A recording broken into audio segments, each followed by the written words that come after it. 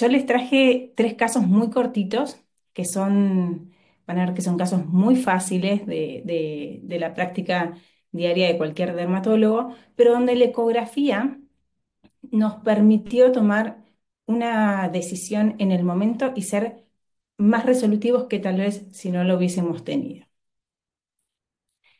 El primer caso es un paciente masculino de 65 años que no tenía antecedentes de importancia, que consultaba por esta tumoración en la base lateral del cuello de varios años de evolución. Al examen físico, la lesión se palpaba blanda, estaba móvil, no estaba adherida a planos profundos, y sí llamaba la atención el tamaño y sobre todo la localización. ¿Por qué? Porque clínicamente nosotros sospechamos en ese momento que esto podía ser un lipoma y lo que se nos presentó en realidad, sobre todo al médico que lo derivó para hacer la ecografía, fue, bueno, ¿esto lo podemos operar en derma o lo tenemos que derivar a cabeza y cuello? Entonces lo mandan para hacer una ecografía, específicamente más allá de confirmar el diagnóstico que ya se tenía la sospecha clínica, para evaluar cuál era la relación de este tumor con las estructuras adyacentes, sobre todo las estructuras vasculares. Cuando hicimos la ecografía, como la lesión era tan grande, se hizo un barrido sobre toda la lesión y en la periferia pudimos ver los límites bien netos, la estructura que confirmaba el lipoma y estaba localizada a nivel hipodérmico y que tenía esta estructura isoecogénica con el tejido que lo rodeaba y el Doppler de la lesión era negativo. Entonces empezamos a hacer todo un barrido para buscar estas estructuras, para ver si estaba en contacto y encontramos en la parte inferior de la lesión estas estructuras tubulares. Este es el corte transversal y el corte longitudinal, que eran hipo o anecoicas, eran compresibles, no pulsátiles, que compatibles con estructuras venosas. En ese momento hicimos el Doppler, lo pudimos confirmar y lo que pudimos ver es que estaban cercanas, pero no tenían una relación estrecha, sino que estaban a 2,3 milímetros de la lesión. Y esto es lo que nos permitió decidir, junto con el cirujano dermatólogo que iba a operar, que lo podíamos operar en dermatología teniendo este reparo anatómico, sabiendo dónde estaban estas estructuras e ingresar para poder extirpar la lesión por otro lado. Entonces, lo que yo les traigo de este caso cortito es cómo la ecografía, de forma rápida, en el momento en que el paciente consultó, nos permitió a nosotros poder decidir esto. Lo operamos, lo derivamos y sobre todo en salud pública acá en Argentina, donde una derivación a otro servicio a veces puede dilatar mucho los tiempos y en este caso al paciente se lo pudimos resolver en el momento. El caso número 2 es esta paciente de 15 años que consulta con su mamá por una lesión tumoral en la mejilla derecha y la mamá refería que esta lesión la tenía desde la infancia, que era muy chiquitita y que había ido creciendo a medida que crecía la paciente. Al examen físico, la lesión se palpaba duroelástica, era móvil, no estaba adherida a planos profundos y en algunos sectores tenía una coloración como más grisácea o azulada. La paciente nos refiere que había consultado en múltiples oportunidades para obtener un diagnóstico y al momento de la consulta con nosotros la paciente no tenía diagnóstico y lo que sí nos contaba era que le habían dicho en 2 oportunidades que lo ideal era no tocar la lesión porque podía ser peligroso tal vez la cirugía. Entonces nosotros en ese momento ante, digamos, el tiempo de evolución y esto que nos refiere la paciente, pensamos que tal vez esa recomendación podía venir por alguna sospecha de una lesión de origen vascular, un tumor vascular, una malformación vascular. Entonces, en ese momento decidimos hacer la ecografía y nos encontramos con esto. Esta es una lesión, como lo ven, bien redondeada, límites netos, que tiene una imagen de un refuerzo posterior y sombras laterales, y que cuando vamos a más detalle podemos ver que tiene un contenido heterogéneo. Esta es una lesión típica de un quiste, una lesión un quiste de inclusión. Entonces, en este momento O sea, la paciente, el Doppler era completamente negativo y de forma muy rápida nosotros pudimos en este momento, al poner el ecógrafo, descartar que esto tenía un origen vascular. No solamente pudimos en el momento de la consulta descartar que el origen era vascular y que no era peligroso hacer la extracción de esta lesión, sino que la pudimos hacer en el momento también de forma muy sencilla y pudimos resolverle en la consulta el problema de esta paciente que lo traía desde muchísimos años de evolución.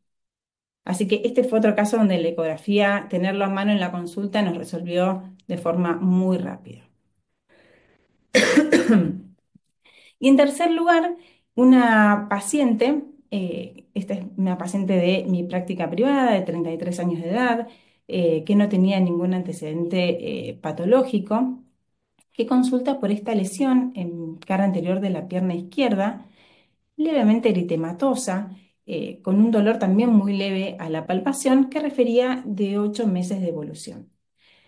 Al interrogatorio, la paciente refería que en el mes de febrero de este año había comenzado, como ella lo refería como un bulto de color piel normal, completamente asintomático en la cara anterior de la pierna y que en su momento ya pensó que podía ser un golpe en el gimnasio o demás.